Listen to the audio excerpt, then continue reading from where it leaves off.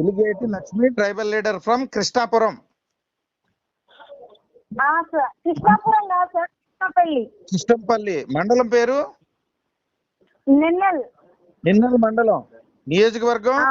నియోజకవర్గం బెల్లంపల్లి. జిల్లా? మంచిర్యాల. మీ phone number? నాదా సార్? చెప్పండి. 91 91 21 21 821 821 281 281. సార్. హలో సార్, మొత్తం చెప్పమ్మా. సార్ ఎలిగేటి లక్ష్మి,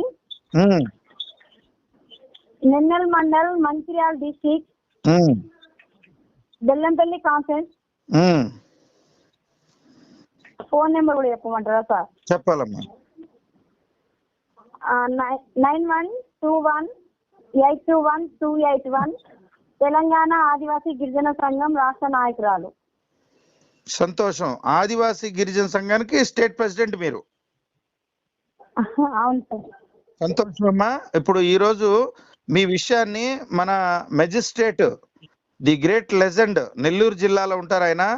మన ఇప్పుడు రెండు రాష్ట్రాలకు కూడా లీగల్ అడ్వైజర్ ఆయన.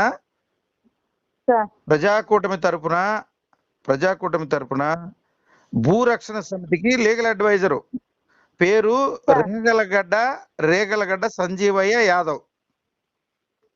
ఆయన ఇప్పుడు లైన్ లోకి వస్తున్నారు. ఆయన మేము ముద్దుగా మూలవాసి తాతయ్య అంటాం. ఇప్పుడు మీరు ఆదివాసీ తాతయ్య అనాలి ఆయన్ని. 82 సంవత్సరాల వయసు, ఆయన రిటైర్ అయిపోయారు. ఇలాంటి మీలాంటి వాళ్ళకి ఏదన్నా ట్రబుల్స్ వచ్చినప్పుడు, కేసులు వచ్చినప్పుడు ఆయన టేకప్ చేస్తున్నారు పెద్ద పెద్దవి. ఆయనకి రెవెన్యూ గురించి, ఫారెస్ట్ డిపార్ట్మెంట్ గురించి, పోలీస్ గురించి, కోర్టుల గురించి అంత బాగా తెలుసు అనమాట. పేరు రేగలగడ్డ సంజీవయ్య, ప్రజాకూటమి అధికార ప్రతినిధి, జమనిధికి ట్రెజరీ, ప్లస్ మనకి 2 రాష్ట్రాలకి కూడా ఆయన లీగల్ అడ్వైజర్ ప్రజాకూటమికి. మరి ఆయన లైన్ లో ఉన్నారు. ఒకసారి హలో చెప్పి నీ బాధ ఒకసారి చెప్పుకో ఆయనకి. గురుగారు రేగలగడ్డ సంజీవయ్య గారు, జై మూలవాసి తాతయ్య గారు. మీ మనవరాలు Eligeti Lakshmi, tribal lady, baby 35 years, చక్కగా డిగ్రీ చదువుతుంది. రాష్ట్రానికి ఆదివాసీ సంఘం పెట్టి రాష్ట్ర అధ్యక్షురాలుగా కొనసాగుతూ 250 ఎకరాల ట్రబుల్, వాళ్ళ 30 ఫ్యామిలీని ఎలిమినేట్ చేసి వేరే వాళ్ళు కబ్జా చేస్తున్నారు. అది మన ఫారెస్ట్ డిపార్ట్మెంట్ పేరుతో. ఆ విషయాలన్నీ ఒకసారి వినండి, మీరు ఒకసారి పరిచయం చేసుకోండి. అమ్మా, గుడ్ ఈవినింగ్ లక్ష్మి. సార్ జై ఆదివాసీ సార్. జై ఆదివాసీ, జై మూలవాసి. జై మూలవాసి అన్నారు మీరు. వాళ్ళ ఆదివాసీ అంటే మీరు మూలవాసి అనాలి. రెండు చెప్పాను నేను, జై మూలవాసి, జై ఆదివాసీ. మాట్లాడండి. అమ్మా నాయన, సంతోషం నీ బోటి వాళ్ళు టచ్ లేక వచ్చారు. ఇప్పుడు ఏందమ్మా ప్రాబ్లం చెప్పు. సార్ ఇది పోరంబోకు స్థలం సార్. ఫస్ట్ ఇది మేము మా విలేజెస్ లో అయితే ఆ స్థలము మా పెద్దవాళ్ళు చేసుకున్నారు కొన్నేళ్ళు. పోరంబోకు స్థలం మీరు చేసుకుంటున్నారు ఆ విలేజ్ వాళ్ళు. అప్పుడు నక్సలైట్లు పోలీసుల గొడవ వల్ల వాళ్ళు అక్కడికి ఆ సాగులోకి వెళ్ళాక ఒక 5 years 6 years ఆపేసిండ్రు. ఆపేసినాక వాళ్ళు ఏం చేసిందంటే, ఇక ఎట్లా ఆపేసిండ్రు కదా, వాళ్ళకి ఏం ఆధారము దొరకద్దు అని వీళ్ళు ఫారెస్ట్ వాళ్ళు ఏం చేసిండ్రు, మొత్తం ఆడ చెట్లు మొలిచినాయి సార్. అంటే ఎంత ఇది మనకు నారేపాండ్ వచ్చి అది చెట్ల పేరు ఏంటి, బిలుగు చెట్లు మొలిచినాయి. అయితే ఆ బిలుగు చెట్లు కొంచెం ఇట్లా కొన్ని చిన్నగా మొలిస్తే అది ఇక మనకు పోడు భూములు, ఆదివాసులకు పొడుగు వ్యవసాయం ఉన్న వాళ్ళు అప్లై చేసుకోవాలని అన్నారు కదా సార్ అప్పుడు కేసీఆర్ ప్రభుత్వం ఉన్నప్పుడు. అయితే అది మేమేం చేసినాము, మాకు కమిటీ వేస్తారేమో అని చూసినాం. మాకు కమిటీ వేయలే మా విలేజెస్ లో. వేరే విలేజెస్ లో కమిటీ వేసిండు, పోల్ కమిటీ. మా విలేజెస్ లో పోల్ కమిటీ వేయలే. అయితే పోల్ కమిటీ వేయక ఎందుకు వేయలేదా అని మేము ప్రశ్నిస్తే, అక్కడ ట్రైబల్స్ లేరు, వ్యవసాయం చేసుకునే వాళ్ళు ఎవరు లేరు అని రాసి పంపించిండ్రట. ఆహా. అయితే అది ఏ రకంగా పంపించిండ్రు అని నేను ఆ పంపించిన వ్యక్తిని, ఆ వచ్చిన సార్లని, రాకపోయిన సార్లని అందరిని పిలిపించి ఐటీడీ ఆఫీస్ లో పిఓ ముంగట అడిగాను. అడిగితే మా తప్పైంది, మేము అది వేరే వాళ్ళు చెప్తే మేము రాసుకెళ్ళినాము అని అన్నారు వాళ్ళు. ఎవరమ్మా అదే? అది రెడ్డిస్ సార్ వాళ్ళు. రెడ్డి సరే, ఆయన ఏ క్యాడర్ లో ఉన్నాడు? ఎట్ట రాశాడు అలా? ఐటీడీఏ నుంచి సర్వేకి వచ్చిండు సార్ మా దగ్గరికి. ఐటీడీఏ నుంచి ఇక్కడికి ట్రైబల్స్ వేస్తారు, వాళ్ళు పోడు వ్యవసాయం ఎవరెవరు చేసుకున్నారో లిస్టు తీసుకురండి అని పిఓ గారు ఇక్కడికి పంపించిండు. పంపిస్తే వీళ్ళు ఏం చేసిండ్రు అంటే మా దగ్గరికి రాక ఒక అది గవర్నమెంట్ స్కూల్లో ఉండి ఆ రెడ్డిస్ చెప్పిన మాట విని వాళ్ళు రాసుకొని వెళ్ళిపోయిండు. అది ఆయన అలా ఇన్ఫ్లుయెన్స్ చేసింది ఎవరు? లోకల్ ఎమ్మెల్యేనా లేక రెవెన్యూ ఎవరు చేశారు ఆయన? అప్పుడు దుర్గం చిన్నయ్య ఎమ్మెల్యే ఉండే. ఎవరు ఆయన పేరేంటి? దుర్గం చిన్నయ్య. దుర్గం చిన్నయ్య టిఆర్ఎస్ లీడర్ అతను. టిఆర్ఎస్ అప్పుడు ఉండే అతను. అయితే అతను నన్ను 4-5 సార్లు బెదిరించిండు, నువ్వు అక్కడికి పోవద్దు, అది మీది కాదు, మీరు వెళ్ళొద్దు, అది ఫారెస్ట్ వాళ్ళది, మీరు వెళ్ళొద్దు అని మమ్మల్ని బెదిరిస్తే మేము బెదిరలే వాళ్ళకు. అట్లనే ఫైట్ చేసుకుంటూ వచ్చిన. ఇప్పుడు 8 years నుంచి ఫైటే చేస్తున్నా. ఈ 8 villages కు నేను ఒక్కదాన్ని అన్ని విలేజెస్ చూసుకుంటా. ఆ ఫారెస్ట్ వాళ్ళు ఏ విలేజ్కి వస్తే ఆ విలేజ్ కి నేను వెళ్ళి వాళ్ళని చెప్పుకుంటా. ఇట్లా 8 villages కి నేను మోటివేషన్ చేసుకుంటూ వస్తున్నా. ఇప్పుడు ఆ 8 villages ఇప్పుడు కేసు అయింది. ఆ 8 villages లో ప్రతి విలేజెస్ లో 25 members కి కేసు పెట్టిండు. ఏది మన ట్రైబల్స్ మీదనా? ట్రైబల్స్ సార్ మొత్తం. మామిడికాయలు కొయ్యనీయకపోవడము, వాళ్ళు పంట పండించిన కాయలు వాళ్ళని కొయ్యనీయకపోవడము, కంచె పెట్టిండు, మొత్తం మామిడి చెట్లకి కంచె పెట్టిండు. ఇట్లా ఫారెస్ట్ వాళ్ళు ఇట్లా చేసిండ్రు. మేము వాళ్ళని ఏం చేసినామంటే మాది అది ఇంత వాళ్ళు అట్లా చేస్తున్నారు అని నేనేం చేసిన అంటే వాళ్ళ డిఎఫ్ఓని ఒక రోజంతా జంగట్లు ఉంచినాం మేము. పొద్దుట 6 గంటలకు, సాయంత్రం 6 గంటలకు జంగట్లకు వస్తే తెల్లారి 3 గంటలకు పంపించిన. పోలీసు వాళ్ళు వస్తే పంపించిన. అంతవరకు పంపలే అతన్ని. అది కేసు చేసిండ్రు. అది తప్పుడు కేసులు పెట్టారా? జంగట్లో అదేంది ఫారెస్ట్ ల్యాండ్ అని మాకు తెలుసు. మీరు అప్పుడు మాది, ఇప్పుడు మీరు ఫారెస్ట్ ల్యాండ్ అని అంటున్నారు కదా. మీకు ఫారెస్ట్ ల్యాండ్ అయితే ఏ ల్యాండ్ అయితే ఆదివాసులకు అడవే ఆధారము, అడవిలోనే ఉంటాం, అడవే మాకు ఆధారం, మేము అడవిని వదిలిపెట్టి మేము వెళ్ళామని మేము అంటున్నాం. అవును, కరెక్టే, నువ్వు అడిగింది కరెక్ట్ అమ్మా. మాది ఏంటి సార్, మా చీపురు కోసుకుంటాం మేము జంగట్ల. తునికి కాయలు తీసుకొస్తారు, పాల పండ్లు తీసుకొస్తారు. ఇది మా ఆధారం. అయితే వాళ్ళు ఏమంటున్నారు అంటే మీరు ఇళ్ళకి రావద్దు, పొరక తేవద్దు, మీరు మట్టి ముట్టద్దు, మీరు కట్టె పుల్లలు ముట్టద్దు, ఇట్లా మాకు మొత్తం ప్లాన్ చేస్తున్నారు. అందులోకి రాకుండా మా స్థలాలకు మాకు పోకుండా కేసు పెట్టిండు. చెట్లు వీకేసిండు. పోయిన సంవత్సరం 10 చెట్లు పెడితే 5 వీకేసిండు. మీరు వేసుకున్న చెట్లు వాళ్ళు వీకారా? సార్. ఇప్పుడు అది ఫోటోలు గిటోలు ఏమైనా తీసారా వాళ్ళు పీకుతున్నప్పుడు?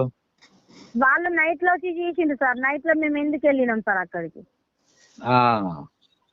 అలా బూట్ల అచ్చులు అవన్నీ కనపడుతున్నాయి మేము అక్కడికి వెళ్ళి చూస్తే.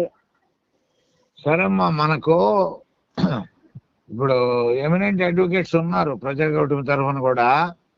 సార్ మీరు అక్కడ అడ్వకేట్స్ ఎవరిని మీరు కన్సల్ట్ చేశారు? సార్ ఇక్కడ బెల్లంపల్లి కాడ మన వినోద్కు ఇప్పుడు ఎమ్మెల్యేకు తెలుసు అతను.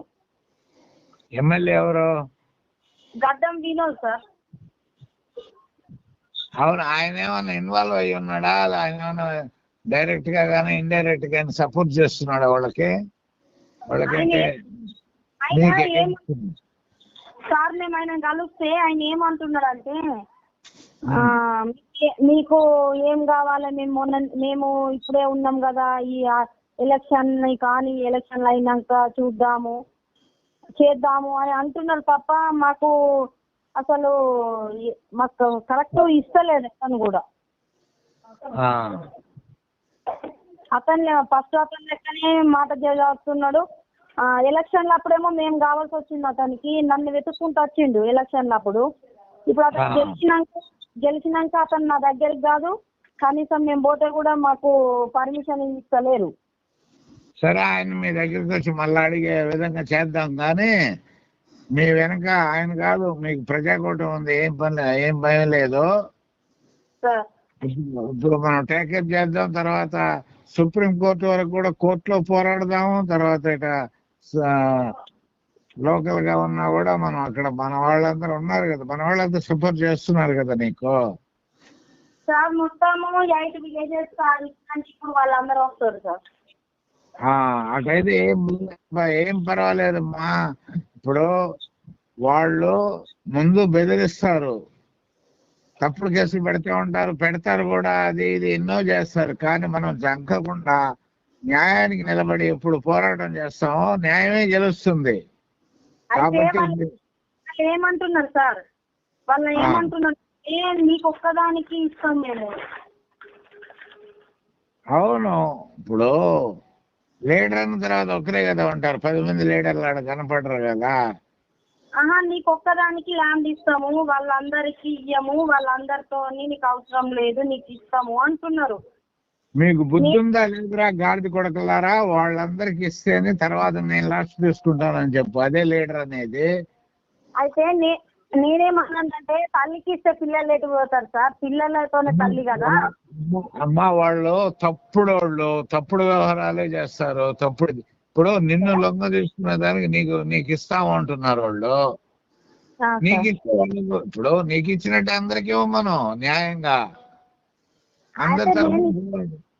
అందరి తరఫున పోరాటం చేసేటప్పుడు నువ్వు అందరికి ఇవ్వకుండా నువ్వు ఒకదాని వెంట తీసుకుంటావు కాబట్టి. నేను అట్లనే అన్నా సార్. నేనేమన్నా అంటే నేను అన్నది వినండి సార్. నేనేమన్నా అంటే తల్లికి ఇస్తే పిల్లలు ఎటు పోతారు సార్, పిల్లలు కూడా తల్లితోనే కదా. అవునవును, తల్లి పిల్లల్ని వదిలిపెట్టదు సార్, మీ ఇస్తే అందరికి ఇవ్వండి, లేకుంటే లేదు. నేను అట్లా దొంగసాట్లా తీసుకునేదాన్ని అయిందంటే మీరు ఇన్నిసార్లు విలిపిస్తున్నారు, నేను ఎప్పుడో తీసుకొని పక్కకు దొరుకుతుంది. అది అవసరమే కదా సార్, నేను ఇంత మొగం లెక్క నిలబడుతున్నా నేను. ఆ వెధవలంతా అదే పని చేసేది మొదటి నుంచి కూడా. ఇప్పుడు మనలా కులాల పేరుతోనూ మతాల పేరుతోనూ విడదీసి మన ఓటు వేయించుకొని వాళ్ళు మనలే అణుస్తున్నారు. కాబట్టి వాళ్ళ మాటలకు మీరు మోసపోవడం లేదు, గట్టిగా నిలబడండి, దాని ప్రకారం చేయిద్దాం. మోసపోయేదాన్ని ఇంత దూరం ఎందుకు వస్తాం సార్? నేను ఒక లేడీ అయి ఉండి కూడా 8 అంతమంది మగవాళ్ళు ఉన్నా కూడా నేను ఒక్కదాన్ని 8, 9 దాకా తిరుక్కుంటా అన్ని ఊర్లలో సమస్యలు తెలుసుకుంటా ఉంటున్నా. వాళ్ళకి భయపడేది ఉంటే నేను ఇంత దూరం వెళ్ళకపోదు సార్. నేను నువ్వు చెప్పావు తల్లి, ఇప్పుడు తల్లి పిల్లల కొరకు ఎంత పులికైనా అడ్డం పోతున్నానా?